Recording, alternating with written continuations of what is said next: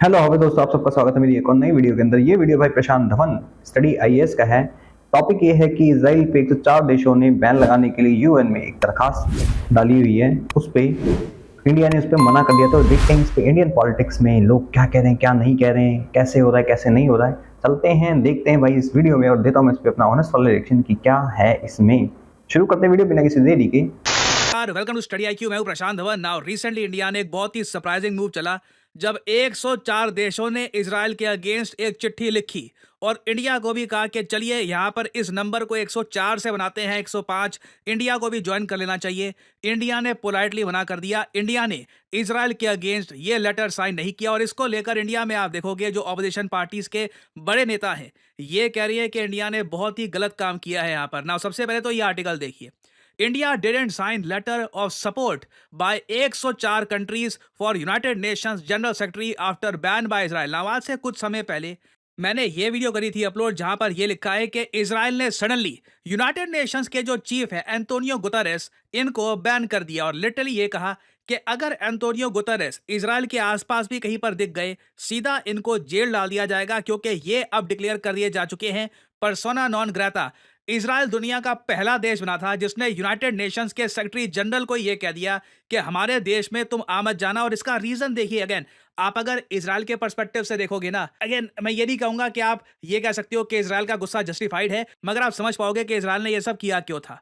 देखिए, जब इजराइल पर ईरान ने बहुत सारे मिसाइल से हमला किया, एंटोनियो गुतरेस ने यहां पर यह नहीं कहा कि इजराइल के साथ जो हुआ है यह बहुत जरा गलत है। उसके अलावा अंटिल रिसेंटली, अभी रिसेंटली इसको लेकर यूएन ने अपनी जो पोजीशन है ये चेंज करी है। उससे पहले 7 अक्टूबर 2023 को जो इजराइल पे अटैक हुआ था उसको भी एंटोनियो गुतरेस ने एक आतंकवादी हमला नहीं कहा था अंटिल रिसेंटली। तो इस बात को लेकर देखिए इजराइल बहुत गुस्सा था और इजराइल का यह कहना था कि यूएन के जो चीफ है एंटोनियो गुतरेस ये ईरान की साइड ले रहे हैं, ये काफी एंटी इजराइल पॉलिसी अपना रहे हैं। तो इस वजह से इजराइल ने यूएन के चीफ को बैन कर दिया। नाउ 104 यूनाइटेड नेशंस मेंबर इकट्ठा हुए, इसमें दुनिया भर के देश थे। याद रखिएगा यूएन के जो टोटल मेंबर्स हैं इनका नंबर ही 193 है। तो उनमें से 104 यूनाइटेड नेशंस मेंबर इकट्ठा हो जाते हैं और एक चिट्ठी लिखते हैं कि जो यूएन के चीफ के साथ किया गया, जो इजराइल ने ओपनली ये कह दिया कि एंटोनियो गुतरेस को हम बैन कर रहे हैं, ये गलत है, ये अपमान किया गया है। यूनाइटेड नेशंस एक रिस्पेक्टेड बॉडी है,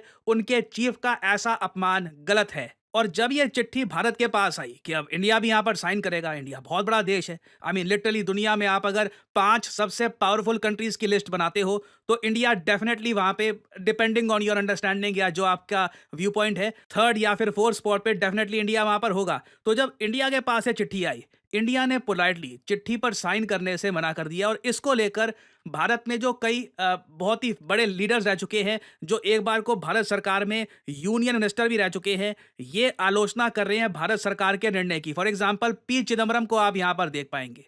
पी चिदम्बरम भारत के गृह मंत्री रह चुके हैं, इन द पास्ट बड़े मंत्रालय संभाल चुके हैं। इन्होंने ये कहा है कि इंडिया ने जो रिफ्यूज कर दिया है टू कंडेम, जो हमने निंदा नहीं करी इजराइल के बैन की ऑन यूएन चीफ, ये इनएक्सप्लिकेबल है। इनएक्सप्लिकेबल का मतलब होता है कि कोई ऐसी चीज जो आप जस्टिफाई नहीं कर सकते, जिसको आप समझा नहीं सकते कि आपने क्यों किया है, इतना गलत काम कर दिया है कि उसके डिफेंस में आप कुछ बोल भी नहीं सकते। उसके अलावा शशि थरूर साहब भारत के पूर्व विदेश मंत्री और इंडिया को यूएन में रिप्रेजेंट कर चुके हैं लंबे समय तक। शशि थरूर साहब ने भी यहां पर यह कहा कि यह बहुत ही सरप्राइजिंग है, डिस्क्वाइटिंग है। इंडिया ने हमेशा एक प्राइड रखी है इस बात को लेकर कि हम एक बहुत ही बड़े सपोर्टर रहे हैं ऑफ यूनाइटेड नेशंस और मल्टीलैटरलिज्म। कैसे हो सकता है कि जब 104 देश यूनाइटेड नेशंस के सेक्रेटरी जनरल के सपोर्ट में आते हैं, चिट्ठी लिखते हैं, और इंडिया वहां पर मिसिंग है? How can this happen? India को यहां पर यह नहीं करना चाहिए था। तो अगेन पहले तो मैं यहां पे आपसे पूछूंगा, आप लोगों के हिसाब से, सिंस लाखों लोग देखेंगे ये वीडियो, मैं चाहता हूं हजारों लोग यहां पे कमेंट्स करें। आप बताइए कमेंट सेक्शन में, क्या भारत ने ठीक किया या फिर क्या भारत ने गलत किया आपके हिसाब से? पहली बात तो ये एंटोनियो गुटरेस जो भी है गटर बटर, ये तब कहां जाते हैं कि जब पीस कीपिंग फोर्स वहां पे तैनात थी, हिजबुल्लाह ने अटैक करा, या फिर जब डिसआर्म करने को बोला गया 2006 के अंदर, तब भाई ये यूएन कहां था? हिजबुल्लाह को डिसआर्म क्यों नहीं करा? और तब कहा था जब 7 अक्टूबर को अटैक करा, तब कहां था जब उनके बच्चे जला दिए गए, भून दिए गए माइक्रोवेव में? तब कहां था जब एक 70 साल की बुजुर्ग महिला के साथ गंदे काम करे गए? तभी यूएन ये गुटरेस कहां था? तभी 104 घंटे उसको नहीं दिख रहा था? अंधे बने पड़े थे, आंखों में क्या दीदे फंसा के क्या नहीं बैठे हुए थे क्या ये? रही इंडिया की बात, इंडिया के अगेंस्ट में यूएन ने हमेशा फैसला लिया है, कभी पाकिस्तान में माइनॉरिटीज के बारे में नहीं बोलेगा, बांग्लादेश के बारे में नहीं बोलेगा, चाइना में मुसलमानों के साथ जो हो रहा है वो नहीं बोलेगा, लेकिन इंडिया में कूद के आएगा ये सुअर का बच्चा। तो क्यों भाई, हमारी पॉलिसी क्लियर होनी चाहिए। शशि थरूर तूने क्या उखाड़ लिया भाई इतने टाइम तक? हाँ जी हाँ जी हाँ जी हाँ जी, और पीछे दम रंग ये वही है ना, ये डिजिटल इंडिया करेंगे क्या, ठेलों पे वाईफाई लगाओगे, ये वही है ना बंदा। अब तुम्हारे बयान की कोई कीमत नहीं है, कुछ भी नहीं है, इंडिया ने बिल्कुल सही करा है। इजराइल उस टाइम पे हमारे सपोर्ट में था जिस टाइम पे यूएस पाकिस्तान के सपोर्ट में था। 99 में वो इजराइल था जो साथ खड़ा था, ना कि यूएन आया था। यूएन ने तो कंडेम भी नहीं करी थी इन चीजों को, ना यूएन बोलने आया था किसी चीज को लेके। तो ठीक है ना, जो जैसा करेगा भाई, सीधी बात है, वैसा भरेगा। इजराइल ने सही करा, गलत नहीं करा इसमें, और इंडिया ने सही करा है, गलत नहीं करा है। नहीं साइन करना चाहिए, और हाँ हिजबुल्लाह को डिसाम के ठोक देना चाहिए सालों को। अभी क्या हुआ है, क्या करा हिजबुल्लाह ने? ड्रोन अटैक कर रहे हैं ना, 2-3 दिन पुरानी खबर है ये, जो ये लेटर वाली बात है। सही करा इंडिया ने भाई। और तुम कौन हो भाई बोलने वाले, मोमो करने वाले? तुम फॉरेन मिनिस्टर थे, तुमने क्या उखाड़ लिया?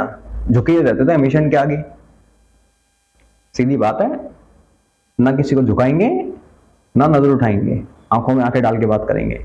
हमारा स्टैंड साफ है, इजराइल के साथ हैं, जैसे रशिया के साथ हैं इजराइल के साथ भी हैं। Very simple. ये चिट्ठी पर साइन ना करके क्या हमने सही काम किया है, राइट थिंग, या फिर रॉन्ग हमने किया है? लिखेगा इसके बारे में कमेंट सेक्शन में। वैसे मैं जानना चाहूंगा ओवरऑल कि आपका व्यू पॉइंट क्या है। अब यहाँ पे आप में से कई लोग एक सवाल ये पूछ सकते हैं, चलो ठीक है, हमने ये समझ लिया कि यूनाइटेड नेशंस के चीफ को बैन करने वाले इशू को लेकर इंडिया ने इजराइल के अगेंस्ट कुछ नहीं बोला, मगर फिर ऐसे आर्टिकल क्यों पब्लिश हो रहे हैं कि यूएन पीस कीपर्स की सेफ्टी के इशू को लेकर इंडिया ने उस ज्वाइंट स्टेटमेंट को बैक किया है जहां पर इजराइल की निंदा हो रही है। देखिए यहाँ पे आपको समझना होगा, जहां पे इंडिया को लगा कि इजराइल की निंदा करनी चाहिए, वहां पे हमने इजराइल की निंदा करी भी है। अब यहाँ पे मैं आपको बता चुका हूं प्रीवियस वीडियो में, अगर आप यहाँ पे देखोगे, ये इजराइल है, ये लेबनान है।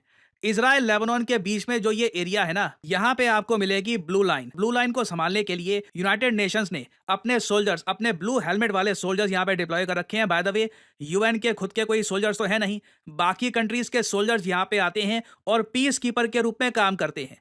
तो यहाँ पर देखिए भारत के जो सोल्जर्स हैं ये भी डिप्लॉयड हैं, ब्राजील के सोल्जर्स, उसके अलावा वेरियस यूरोपियन, जर्मनी के सोल्जर्स, ये सब यहाँ पे डिप्लॉयड हैं। और अब क्या है कि इजराइल जैसे जैसे लेबनान पे अटैक कर रहा है, जो यूनाइटेड नेशंस के पीस कीपर्स हैं ये भी एक एक करके घायल हो रहे हैं। रिसेंटली आपको याद होगा मैंने वीडियो बनाई थी कि एक इंडियन सोल्जर जो यहाँ पे घायल हुआ था, उसे जल्दी से एक ऑपरेशन के अंडर हम भारत लेके आए थे। और इजराइल से जब पूछा गया कि यूएन के पीस कीपर्स पे अटैक क्यों कर रहे हो, तो नेतन्याहू ने बोला, पीस कीपर्स हट जाओ, तुम रास्ते से यहाँ पर हट जाओ। जो यहाँ पे डिप्लॉयमेंट तुम्हारी हो रखी है ना लेबनान से, यहाँ से बिल्कुल रास्ते से हट जाओ, हम बड़ा अटैक करने वाले हैं, बहुत सारी यहाँ पर अभी मिलिट्री एक्टिविटी होगी, तो आप लोग बिल्कुल हट जाइए, नहीं तो अनफॉर्चुनेटली कैजुअलिटीज हो सकती है। यहाँ पे आप देख पाओगे, Netanyahu tells peace keeper troops to get out of harm's way as tanks enter their position. तो मेरे हिसाब से देखिए, बहुत से देशों ने, फ्रांस ने, इंडिया ने निंदा करी है इजराइल की कि ठीक है लेबनान पे अटैक करना था आपको, हिजबुल्लाह पे अटैक करना था, मगर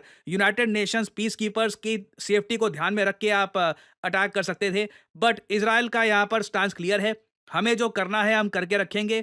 ना हमें यूएन चीफ की परवाह है, उसे हमने बैन कर रखा है, ना इनको यूएन पीस कीपर्स की परवाह है। रास्ते में आएंगे, they will be in harm's way. तो अगेन यहाँ पे कंट्रीज को डिसाइड करना पड़ेगा कि ब्लू लाइन पर क्या करें, क्या यूएन बिल्कुल पीछे हट जाए यहाँ पे, और यही करना पड़ेगा क्योंकि इजराइल की मिलिट्री से कोई लड़ने तो वाला यहाँ पर है नहीं। यूएन कुछ ऐसा नहीं है कि फोर्सफुली रोकेगा इजराइल को। इवेंचुअली यहाँ से जो सोल्जर्स हैं इनको विड्रॉ करना होगा। भारत के बहुत सारे सोल्जर्स हैं यहाँ पर, 600 के आसपास, तो हमारे लिए बहुत इंपॉर्टेंट है कि हम अपने सोल्जर्स टाइम से यहाँ पर निकाल दें। तो एक जगह भारत ने इजराइल की निंदा करी भी है, दूसरी जगह बिल्कुल ये जो चिट्ठी वाला इशू था, 104 कंट्रीज के साथ इंडिया 105वां देश नहीं बना। बैलेंसिंग एक्ट आप कह सकते हैं।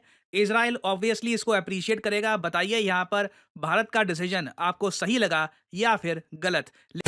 भाई मेरे हिसाब से तो इंडिया ने सही करा, साइन नहीं करा। और रही निंदा की बात, हाँ वहां पे निंदा इसलिए करनी क्योंकि भाई इंडियन सोल्जर्स थे 600 के करीब, और जो एक हमारा सोल्जर घायल हुआ था वो हिजबुल्लाह के अटैक पे हुआ था।